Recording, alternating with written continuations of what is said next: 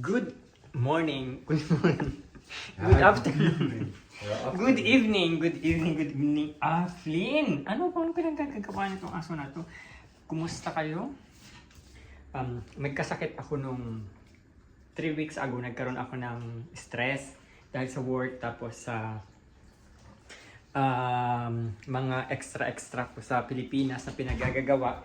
So, ang naging resulta, hindi kayo maniniwala, na high blood ako.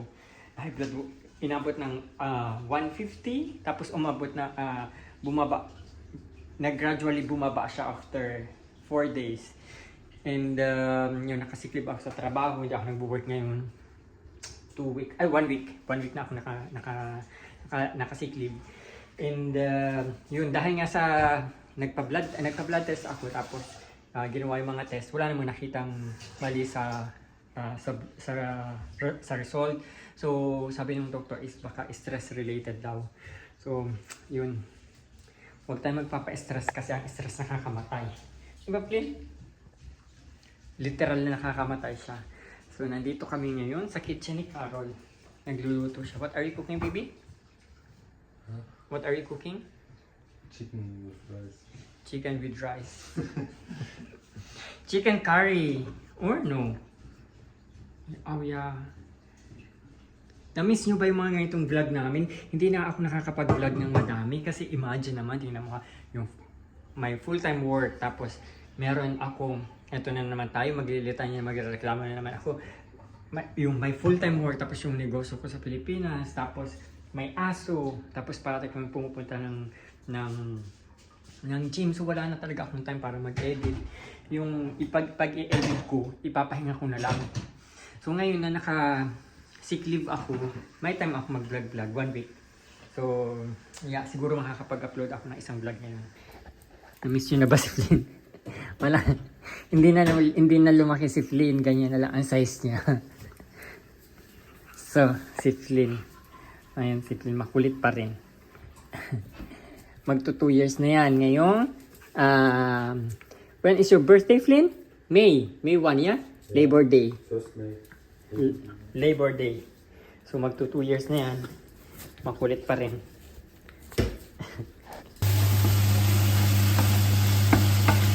Of course, the rice. Rice? What is the Tagalog of rice? Palay bigas kanin. Very good. Very good. So it's ready. It's ready.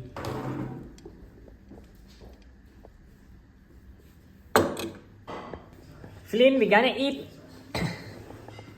9. Hindi ka kakain. 9.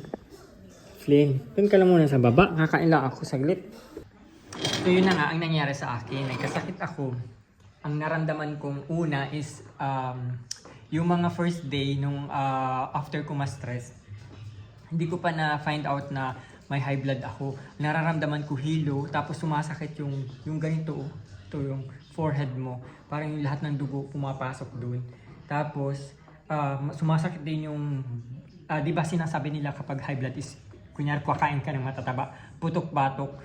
Totoo pala yun, sumasakit. Pero hindi ito, yun nandito. Yun ang una kong naramdaman. Tapos inaano ko lang siya, walang bahala ko lang. Dinededma ko lang, in short. Tapos ang ginagawa ko, kung yabit ka. Wasa. Wasa? Ura wasas duda?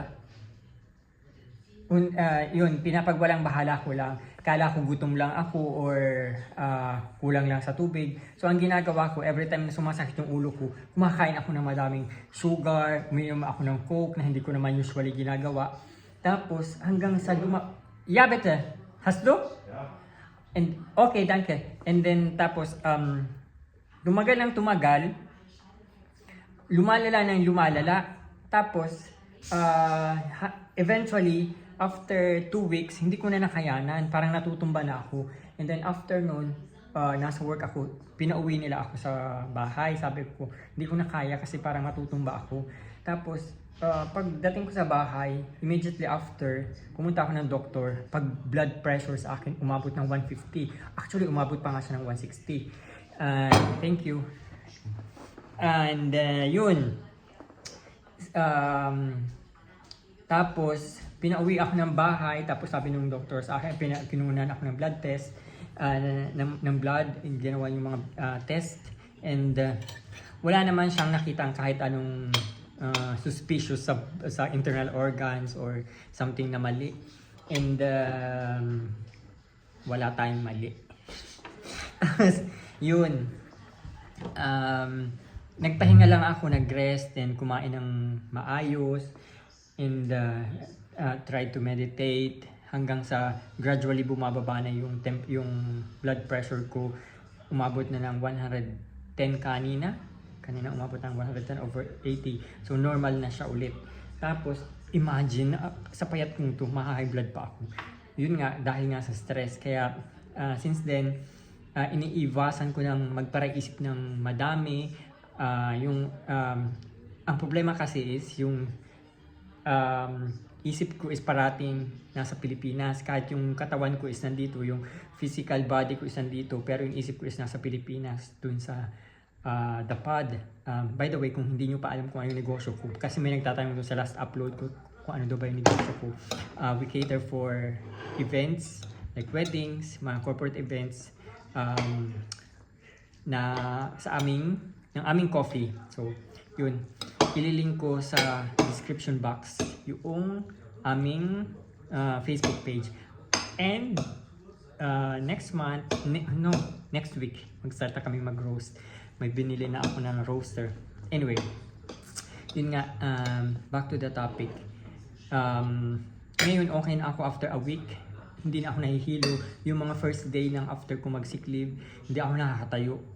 As in, kapag naglalakad ako, kailangan kong kumapit kay Robert, pumunta ng kitchen.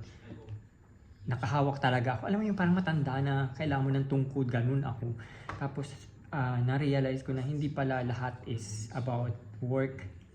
Meron din pala tayong buhay. Kasi ang sobrang pag-work is literal talaga nakakamatay. Nakakamatay ang stress. Kaya, yun sa mga katulad kong hardworking, dahan-dahan lang. Wala tayong mga anak. Wala tayong 8 anak na binubuhay. So yun, na-realize ko na hindi lang pala all about work. Kailangan mo ding i-appreciate yung moment. Huwag magpara-work. Baka mapaaga ang pag-teleport natin. Huwag naman. Anyway, kakain muna kami. Inabot na tayo ng curfew. Dito na tayo matutulog kay Carol. Baka tayo matukhang sa daan. Di ba, Flynn? Flynn? Dito tayo matutulog? Dito tayo matutulog, Flynn?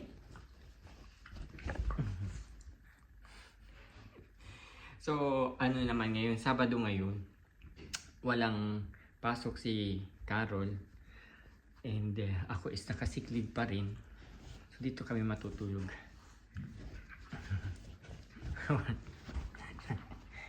Ay, update ba nga pala dyan kay Carol, nag-aaral siya ulit. And 2 taon na lang matatapos. 2 taon na lang. 2 taon na lang matatapos na yan. Flynn, 9! Done question. Good morning. Good morning, baby. Good morning. Flynn, good morning. Good morning. So, natulog kami ng 8 and alas 5 pa lang. So, gising na ulit kami. Early bird catches the worm. So, my boyfriend is preparing breakfast. Healthy breakfast, but with Coke there. So, that's mine and that's his. Tapos, meron na rin tayong coffee.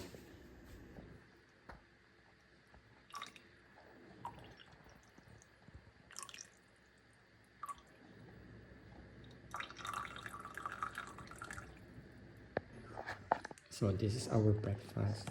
Ngayon lang ako nag-breakfast ng ganito. Ang breakfast food parati is bread with butter and marmalade.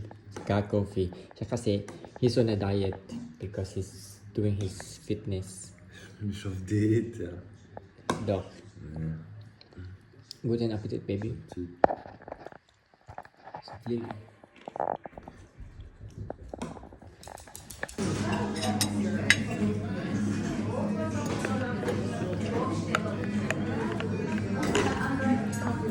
Coffee date kami ni Carol. Tapos, pauwi na kami ng bahay.